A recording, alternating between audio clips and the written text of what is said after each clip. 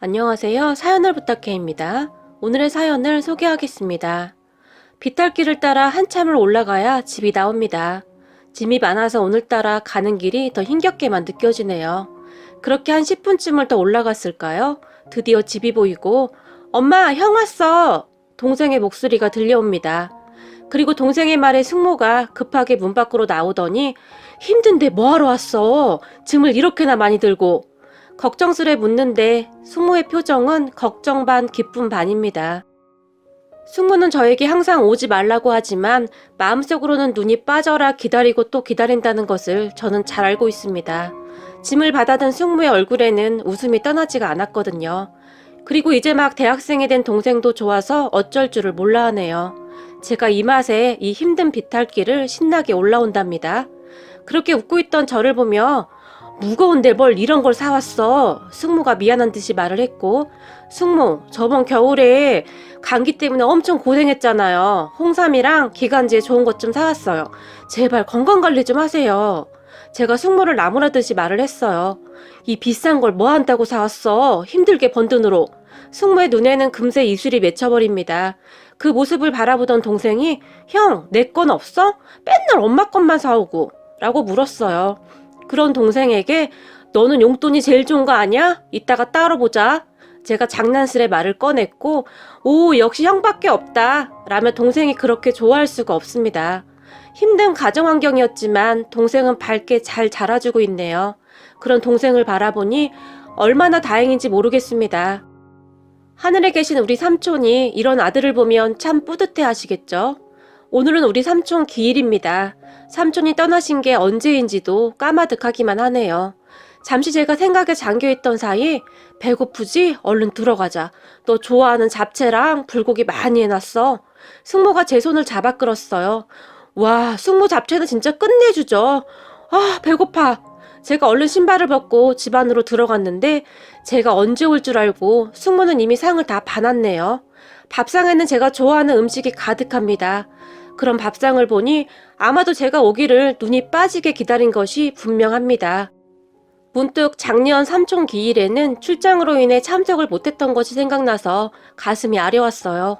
제가 오기를 얼마나 눈이 빠져라 기다렸을까요? 제가 출장이라고 했음에도 불구하고 숙모는 혹시나 하고 기다리고 또 기다렸을 것이라는 생각이 드네요. 우리는 그렇게 삼촌의 제사상을 준비해서 제사를 지냈어요. 그런데 벽에 걸어둔 삼촌 사진을 보며 삼촌이 안 계시다는 것이 아직도 실감이 나지 않습니다. 우리 삼촌은 정말 성실한 경찰이었어요. 어디 하나 빠지지 않는 정말 자랑스러운 경찰이었고요. 그런 삼촌과 저는 제가 중학교 때쯤 만났어요. 저는 그때쯤 아무런 희망도 꿈도 없이 살고 있었어요. 할머니와 둘이 살고 있었는데 할머니가 벌어온 돈으로 하루하루 생계를 유지하던 중 할머니 지병이 도지면서 그나마 안 좋던 환경이 더 최악이 되었어요. 거기다 아픈 할머니가 잘 드셔야 했는데 잘 드시지를 못하셨어요. 그런 할머니를 위해 먹을 것을 좀 사야 했는데 돈이 없었고요. 그래서 고민하고 또 고민하다가 동네 마트에 있는 물건에 손을 대고 말았어요. 한 번만 하고 그만둘 생각이었는데 이게 들키지 않게 되니까 계속하게 되더라고요. 거기다가 제가 가져다 준 음식들을 할머니가 잘 드셨기에 그 모습만으로도 그렇게 기쁠 수가 없었어요. 그런데 꼬리가 길면 잡힌다고 했던가요? 저를 이상하게 생각했던 마트 직원이 저를 유심히 보게 되었고 저의 그러한 짓이 들통나고 말았어요. 그렇게 저는 겁에 잔뜩 질린 채 마트의 조그마한 사무실로 끌려가게 되었어요. 그때 마트 직원들이 쑥덕거리는 소리가 지금도 잊혀지지가 않네요. 도대체 뭐가 되려고 이러는 건지. 싹수가 노란데 뭐가 되긴 뭐가 되겠어. 평생 이런 짓이나 하고 살겠지. 다들 한마디씩 하면서 한심해하는 표정이었어요. 그리고 잠시 후에 경찰관 2명이 마트에 도착을 했는데요. 제가 들고 온 물건들을 유심히 보던 경찰관 아저씨 한 명이 집에 누가 아픈 거니? 앉아있던 제 앞에 무릎까지 꿇고는 물었어요. 그 말에 제가 놀라서 그저 벌벌 떨고 있었는데요. 옆에 있던 다른 경찰관이 그걸 어떻게 하세요? 라며 물었고 여기 물건이 다 아픈 사람이 먹을 만한 음식이라 혹시나 해서 묻는 거야. 원래 이만한 나이 때는 이런 거 안 가져가거든. 이상하잖아. 경찰관이 대답을 했어요. 그런 경찰관의 말에 수근거리던 마트 직원들이 순간 조용해졌는데요. 자, 아저씨 보고 말해봐. 이거 왜 그런 거야? 괜찮아. 아저씨 무서운 사람 아니야. 그리고 네가 똑바로 말을 해야 아저씨가 너를 도와줄 수가 있지. 경찰관이 제 눈을 바라보며 말을 했는데 그때 당시 경찰관의 눈은 분명히 웃고 있었어요. 그런 경찰관을 보며 저기 사실은 우리 할머니가 아프세요. 그런데 할머니가 음식을 잘 못 드시는데 여기 있는 이것들이라도 잘 드셔서 이거라도 드시면 빨리 나을 것 같아서요. 제가 힘겹게 말을 했는데요. 순간 왜 그리도 서럽던지 눈물이 뚝뚝 떨어지고 말았어요. 그래도 남의 물건을 이렇게 가져가는 것은 잘못된 거야. 알겠니? 경찰관이 옆에 있던 화장지로 제 눈물을 닦아주며 말을 했고 경찰관의 말에 제가 고개를 끄덕였어요. 그런데 경찰관은 거기서 끝내지 않고 마트 사장님을 찾더니 사장님, 한 번만 봐주시면 안 되겠습니까? 할머니가 아파서 급한 마음에 그런 것 같은데 부탁 좀 드릴게요. 그리고 여기 이 물건들은 제가 다 계산하겠습니다. 경찰관이 사장님에게 부탁을 했어요. 그 모습을 제가 놀란 채 바라보고 있었는데요. 그럼 경찰관의 부탁에 마트 사장님도 차마 거절을 하지 못했고 경찰관 아저씨가 다 계산을 하는 것으로 마무리가 되었어요. 그렇게 경찰관 아저씨는 저를 데리고 마트에서 나왔는데요. 그냥 집에 보내지 않고는 따뜻한 국밥 한 그릇을 사줬어요. 하지만 따뜻한 고기국밥을 보는데 순간 할머니가 생각나서 차마 목구멍으로 넘어가지가 않았어요. 경찰관이 그런 제 마음을 꿰뚫어 봤던 것인지 왜 할머니 생각나서 제게 물었어요.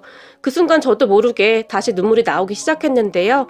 그냥 참 서럽더라고요. 이런 국밥 한 그릇 드시지 못하는 우리 할머니가 불쌍해서 너무 마음이 아팠어요. 그런 제 모습을 보던 경찰관은 걱정 마, 아저씨가 한 그릇 더 포장해 줄게. 식기 전에 얼른 먹자. 라고 말을 하더니 제 손에 숟가락을 쥐어줬어요. 그렇게 저는 눈물 반 콧물 반으로 국밥을 먹었는데요. 국밥이 그렇게 맛이 있을 수가 없었어요. 국밥을 먹는 내내 경찰관 아저씨는 저에게 이것저것을 물었어요. 할머니와 둘이 사는 거니? 네. 그렇게 밥을 먹으면서 많은 대화를 나누게 되었고 밥을 다 먹은 다음 경찰관 아저씨는 제가 괜찮다고 하는데도 굳이 우리 집까지 저를 데려다 주고는 우리 할머니에게 인사까지 했어요. 그리고는 할머니가 국밥을 다 드시는 것까지 보고 일어났는데요. 일어나면서 저에게 전화번호 하나를 주면서 무슨 일 있으면 앞으로 여기로 전화해. 알겠니? 라고 말을 했어요. 그런 경찰관을 보며 제가 놀란 채 멍이 서 있었는데요. 저를 보던 경찰관 아저씨가 이 녀석아, 나 경찰이야. 경찰도 못 믿는 거야? 그러니까 무슨 일 있으면 꼭 전화해. 그리고 앞으로 삼촌이라고 불러라. 알겠니? 라고 활짝 웃었어요. 그렇게 저는 전화번호를 받아들었어요. 하지만 그때 당시만 해도 삼촌과 저의 운명이 이렇게까지 연결될 줄은 정말이지 꿈에도 몰랐는데요. 삼촌은 그 뒤에도 시간이 날 때마다 우리 집에 방문을 해서는 할머니와 저를 챙겼어요. 그 덕분에 할머니는 조금씩 좋아지는 듯 했어요. 삼촌은 우리 집에 올 때마다 먹을 것을 바리바리 싸서 오곤 했어요. 제가 정말 놀란 것이 어느 날은 영양제 한 통을 내밀면서 이거 먹으면 키가 큰다고 하더라. 너도 꼬박꼬박 챙겨 먹어. 남자는 키가 커야 해. 라며 당부를 하기도 했어요. 그런 삼촌을 보며 처음에는 한두 달 하고 말겠지? 라는 생각을 하고 있었어요. 그때까지 지켜본 바로는 사람들이 처음에는 봉사활동이다 뭐다 관심을 갖다가 한두 달이 지나면 다들 시들해지거든요. 저 같은 사람에게는 그런 것조차 그저 감사할 따름이었지만 말이죠. 하지만 삼촌은 그 뒤에도 꾸준히 저를 챙겼어요. 지금 생각해보면 경찰 월급이 많지도 않다고 하던데 대단했다는 생각밖에 들지가 않네요. 그런 삼촌 덕분에 저는 삐뚤어지지 않고 잘 견뎌냈던 것 같아요. 꿈이나 희망 따위는 아예 없던 저에게 삼촌은 꿈에 대해 늘 말해줬거든요. 꿈이 있으면 어떤 시련도 이겨낼 수 있는 거야. 네 꿈을 잘 생각해봐. 삼촌이 제 머리를 쓰다듬으며 말을 했어요. 그리고 저는 그 이후 꿈에 대해 진지하게 생각을 해보게 되었어요. 그때 처음으로 희망이라는 것을 가져본 것 같아요. 삼촌이 그랬거든요. 네가 하고 싶은 일을 하려면 공부도 열심히 해야 해. 그까짓 거 별거 있겠냐? 라며 활짝 웃었거든요. 그날 이후 저는 공부에 대해 조금씩 관심을 갖고 생각을 해보기 시작했어요. 기초가 없어서 힘이 들 수밖에 없었지만 어느 날 제가 삼촌에게 그러한 말을 했는데 며칠을 고민하던 삼촌이 경찰관 중 공부를 꽤 잘하던 신입 경찰관이 있다면서 그분한테 저를 어렵게 부탁을 해서 그분의 도움을 받게 되었어요. 모르는 문제가 나오면 정리를 해뒀다가 물어보곤 했거든요. 공부를 하다 보니 점점 공부에 흥미가 생기기 시작했어요. 저는 정말 열심히 공부를 한 것 같아요. 그런데 친구들은 공부를 열심히 하는 저를 오히려 이상한 눈으로 바라봤는데요. 너 돈도 없는데 무슨 돈으로 대학 가려고? 라며 비웃는 친구도 있었어요. 그런 친구를 처음에는 그냥 모른 척 했는데요. 그 친구가 계속 야, 요즘에도 이런 운동화를 신는 사람이 있냐? 이런 건 도대체 어디서 사는 거냐? 비웃듯이 물었어요. 하지만 저는 상관도 하지 않았는데요. 제가 관심도 갖지 않자 그 친구가 민망했던지 뭐야, 말도 못하냐? 공부는 뭐 하려고 처하고 앉아있냐? 돈도 없는 게? 다시 한번 말을 하며 제 책을 바닥에 집어던져 버렸어요. 솔직히 저는 계속 참았어요. 그런 친구들과 부딪혀서 좋을 게 없잖아요. 그냥 조용히 있고 싶은 생각뿐이었는데 그 친구는 계속해서 제 공부를 방해했어요. 제가 마음먹고 공부를 했는데 성적이 눈에 띄게 올랐거든요. 그것을 보며 선생님이 기특하다며 계속 칭찬을 해줬는데 아마도 그 모습이 꼴보기 싫었던 것 같아요. 그러다가 결국 그 친구와 다툼이 생겼는데 몸싸움까지 일어나 버렸어요. 어느 날은 그 친구가 야, 너 씻고는 다니냐? 너 때문에 공부를 못하겠잖아. 앉아있던 제 머리를 연필로 툭툭 쳤어요. 그 순간 제가 이성을 잃고는 하지마! 라고 말을 하고 그 친구를 세게 밀쳐버렸어요. 그 순간 그 친구가 발을 헛디뎠던지 책상과 의자와 함께 쓰러지며 정말 순식간에 우당탕탕 하는 소리와 함께 그 친구가 넘어져서 일어나지를 못했어요. 친구들은 웅성거렸고 누군가 선생님을 불렀던지 선생님이 놀라서 쫓아왔어요. 그 광경을 본 선생님은 저를 교무실로 데리고 갔는데 그렇게 친구 엄마가 학교로 쫓아와서 친구를 데리고 병원에 갔다는데 다리에 실감이 갔는지 다음날 기부스를 하고 등교를 했어요. 선생님이 저에게 할머님이 계시다고 했지? 내일 할머님이 학교에 오셔야겠다. 유민이 부모님이 내일 학교로 오신다고 하니까 그 말에 저는 그저 억울하기만 했어요. 내내 참다가 순간 밀친 것밖에 없었는데 정말 억울하더라고요. 계속해서 눈물이 쏟아져 나왔고 그런 저를 보며 혹시 할머님 말고 오실 분이 있니? 혹시 친척이라든지 말이야. 선생님이 물었어요. 그런 선생님의 말에 문득 삼촌이 생각이 났어요. 그래서 삼촌에게 전화를 해서는 삼촌, 내일 우리 학교에 와줄 수 있어? 제가 울먹이며 물었고 왜? 무슨 일 있는 거니? 삼촌이 놀라서 물었어요. 내가 친구를 밀쳤는데 라며 중간에 말을 끊었다가 다시 내일 그 친구 부모님이 학교로 오기로 했대 라며 말을 했는데 결국에는 제가 울음을 터뜨려 버렸는데요. 그냥 모든 것이 불공평하다는 그런 생각만 들었던 것 같아요. 그렇게 다음날 저는 교무실로 끌려갔고 친구 부모님이 와 계셨어요. 친구 부모님은 저를 보자마자 어디 할 짓이 없어서 그런 짓을 해! 소리를 지르기 시작했어요. 그런 친구 엄마를 선생님이 말렸지만 선생님 같으면 지금 참겠습니까? 이 지경이 됐는데? 친구 엄마의 목소리가 교무실을 가득 메웠어요. 저는 그저 고개만 푹 숙이고 있었고요. 말해봐라. 도대체 왜 그런 거냐고! 다시 한번 친구 엄마가 소리를 질렀어요. 어머님, 제발 진정 좀 하십시오. 선생님이 다시 한번 친구 엄마를 말렸어요. 하지만 친구 엄마는 너 어떻게 할 거야? 치료비 내줄 돈이나 있어? 저를 한심하다는 듯이 바라봤어요. 그리고 잠시 후에 교무실 문이 열렸고 삼촌이 교무실 안으로 들어왔는데 저는 깜짝 놀랐어요. 삼촌이 양복을 입고 들어왔거든요. 평소 양복을 입은 삼촌의 모습은 처음이라 많이 낯설 정도였어요.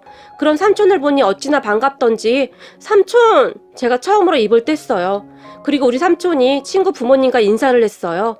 안녕하세요. 제가 삼촌입니다. 급한 일이 생겨서 조금 늦었습니다. 삼촌이 인사를 하며 친구 부모님께 명함을 건넸는데요. 그런데 친구 부모님이 순간 움찔하는 듯 했어요. 친척 하나 없는 줄 알았는데 순간 놀랐겠죠. 삼촌은 그렇게 병원비 문제부터 이것저것을 해결해줬어요. 저뿐만 아니라 담임 선생님도 표정이 밝아져 있었는데요. 아무래도 선생님도 걱정이 많았겠죠. 적어도 선생님은 저에게 잘해주셨으니까요. 어쨌든 문제는 잘 해결되었고 학교가 끝나고 집에 가는데 삼촌이 멀리서 걸어왔어요. 너 키 작아서 내가 걱정했는데 걱정 안 해도 되겠다 라며 저를 놀려댔어요. 그냥 살짝 밀었는데 전 억울해요. 세상에는 억울한 일이 참 많아. 앞으로도 그런 일은 더 많을 거야. 그런데 그럴 때마다 그러면 안 되겠지? 결국은 다 견뎌내야만 하는 일들이야. 앞으로 더한 일이 있을 수도 있어. 하지만 잘 견뎌내야 해. 알겠니? 삼촌이 제 머리를 쓰다듬으며 말을 했어요. 그 뒤 저는 어떠한 문제도 일으키지 않고 정말 열심히 공부를 한 것 같아요. 친구들도 저에게 시비를 걸지 않았고 성적이 올라가자 다들 놀란 눈으로 바라봤거든요. 그때 알았어요. 공부를 잘하면 다른 세상에 살 수 있겠구나 하는 생각 말이죠. 정말 공부만 한 것 같아요. 그러던 중 할머니 건강이 악화되어 병원에 입원하게 되었는데 내가 조금 더 살아야 하는데 너 혼자 두고 어찌 갈지 모르겠구나. 할머니는 저만 보면 그렇게 눈물을 흘렸어요. 그런 할머니를 보며 삼촌이 할머님 걱정하지 마세요. 손주는 제가 잘 돌볼 테니 건강부터 챙기세요. 라는 말을 하기도 했는데요.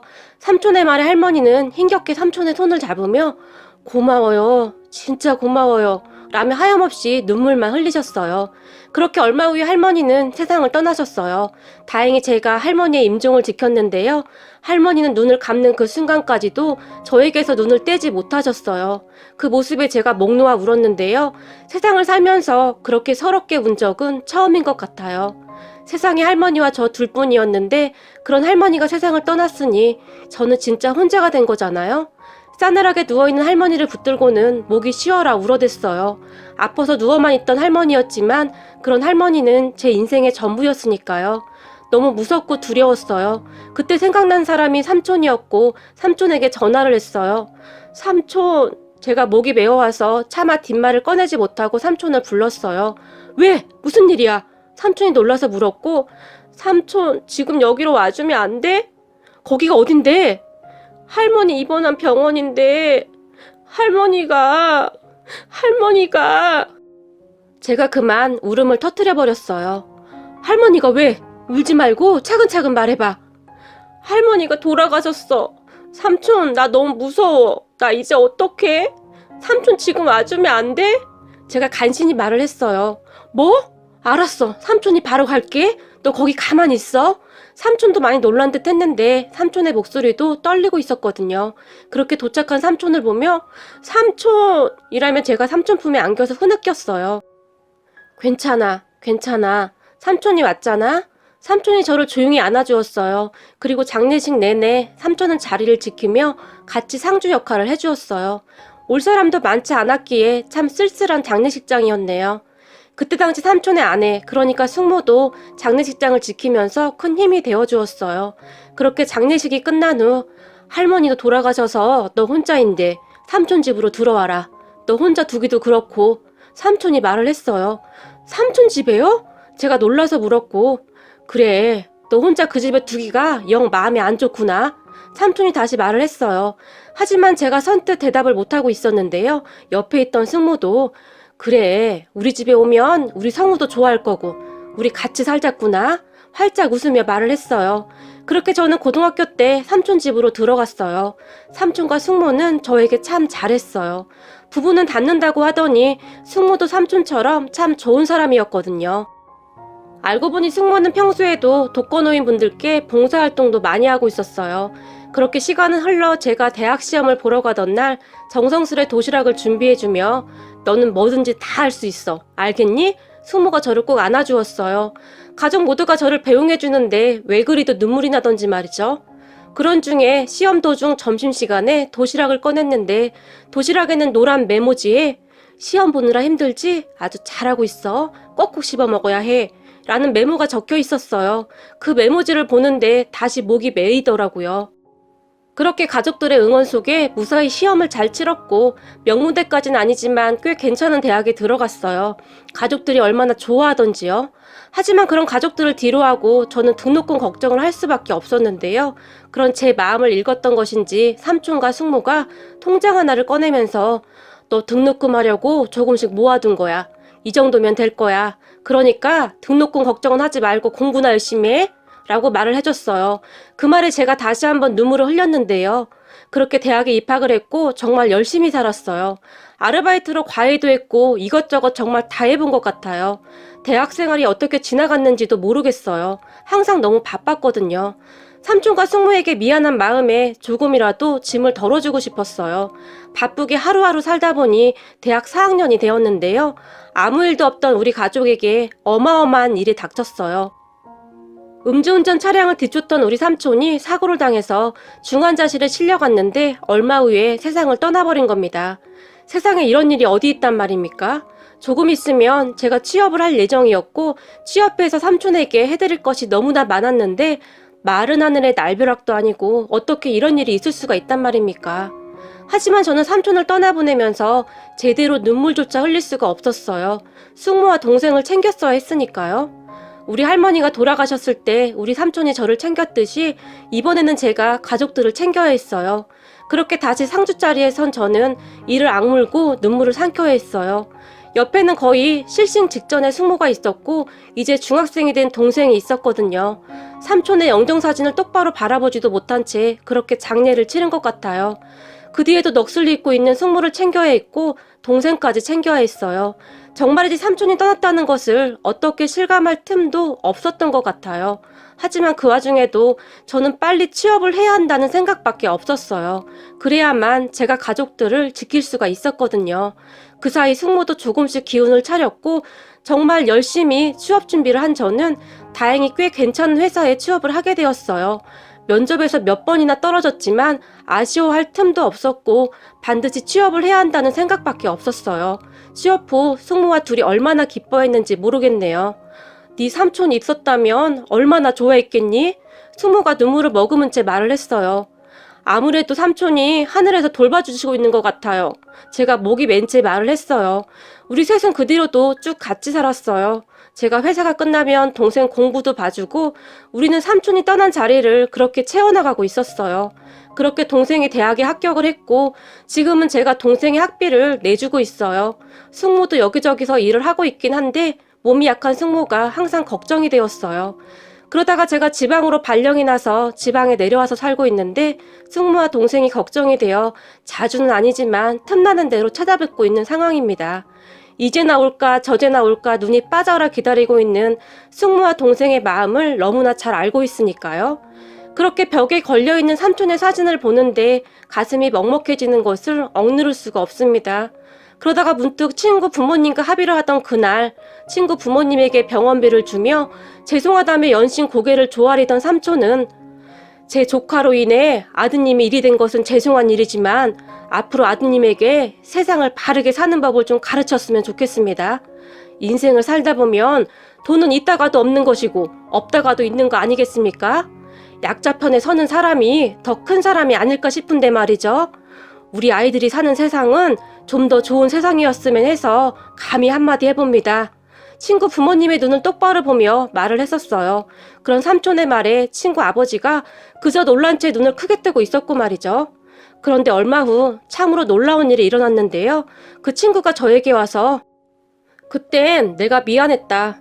공부 때문에 스트레스 받고 있었는데 네가 나보다 잘하는 게 질투가 났었어. 내가 찌질했었어. 미안해. 그리고 니네 삼촌 진짜 멋있더라 라고 사과를 했거든요. 친구의 아버지는 친구의 어머니와는 생각이 달랐던지 친구의 말에 의하면 친구 아버지에게 많이 혼이 났다고 했어요. 친구 아버지는 다행히 나쁜 사람은 아니었던지 삼촌의 말을 깊이 이해하고 반성을 했던 것 같아요. 그리고 제가 그런 말을 삼촌에게 했던 그 순간 다행이구나. 봐라. 세상에는 나쁜 사람보다 좋은 사람이 훨씬 많은 거야. 네가 살면서 어떤 사람이 돼야 할지 알겠지? 라고 제 손을 꼭 잡아줬어요.